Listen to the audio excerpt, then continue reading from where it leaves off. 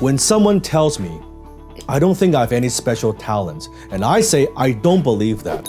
I believe you are born with greatness. I believe that you have unique talent within you. I believe every one of us is born with a reason, that you could bring something unique to the world that no one else could do. You just have to find it. You have to nurture it. You have to grow it. Sometimes I see my fans posting in the comment and they say, Dan, I want to be just like you.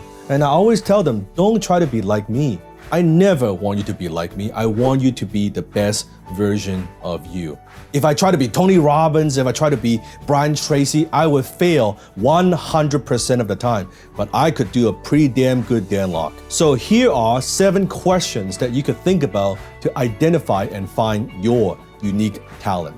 1. How did you like to spend your time as a child? So think back when you were growing up. What did you like to do, right? You like to run around. What sports do you like to play? What activities do you like to engage in? There's a reason why you naturally gravitate towards certain activities and certain tasks and certain fun things. Think about that. Number 2, what are you passionate about as an adult? I remember when I first learned public speaking when I joined Toastmasters. At first, I was just learning it because I wanted to reduce my accent. I wanted to improve my English, my speaking skill, and develop a little bit of confidence. That was it. But as I learn more, as I observe more, as I watch other speakers, I developed a passion for it. That I found that, you know what, I could share my story, I could share my message, and that would bring me a lot of good emotions, a lot of good feelings. And I developed a passion for it over time, being able to speak, being able to train, being able to speak to a large groups of people. So that's how I discovered my passion. Number 3, what do people compliment you on the most? You see, sometimes we are good at something, we don't think about it. And in Toastmasters, one of the things that you get is feedback from your club members. And I remember that people would give me feedback on those forums and I would read them and they would say that, hey, Dan, you are a natural speaker. I'm like, natural? There's nothing natural about what I do at all. It's just hard work, right? And when I get enough compliments, when I get enough validations in some way, I recognize, you know what, maybe there is something special here that I could further develop. And that's how I got the idea. And number 4, what are you naturally good at? What are you naturally good at? Because sometimes we are good at something and that becomes unconscious competence that we believe and we think everybody is good at that. It's so easy for you, it must be easy for everybody. Well, that's simply not true.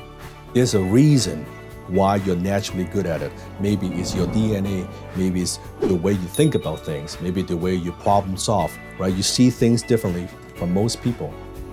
There could be your talent. Question number 5, what do you find easy that is hard for others? Ties into question number 4. So take some time to think about it. What do you find that is very easy for you, but very hard for others? Question number 6, what activities make you lose track of time? And no, it cannot be binge watching on Netflix or playing video games. That's not what I'm talking about. It has to be an activity that adds value to other people's lives. It has to be an activity that helps other people. It has to be an activity that solves problems for other people, because that's where your talent lies. And the last question, and the most important question of all, I believe, is who do you want to help? Who do you want to help? Who do you want to impact? If you've got nothing that you love as a child, and there's nothing that you feel passionate about as an adult, and no one compliments you on anything, and there's no activity that you engage in that makes you lose track of time, well, then we've got a problem. What it means is you have been conditioned to be average. You've been conditioned for mediocrity. You've been conditioned in such an environment that greatness is not cherished, it's not celebrated. And if that's the case, what do you do? I know that will be a question that a lot of my fans will ask. I want to give you one simple action that you could take, and that is to learn martial art. Through martial art, I learned about myself. As Bruce Lee said, all knowledge ultimately is self-knowledge. Through that, you learn discipline. Through martial art, you learn focus. Doesn't matter what martial art, I would suggest an Asian martial art because they teach you the philosophy as well as the fighting aspect of it. It teaches you about yourself. It is a very, very powerful self-discovery process beyond than just a form of exercise. And that's what I've learned, and that's what has helped me. And no one can help you if you don't help yourself. Live a life of abundance and adventure or a life of maintenance. Your choice.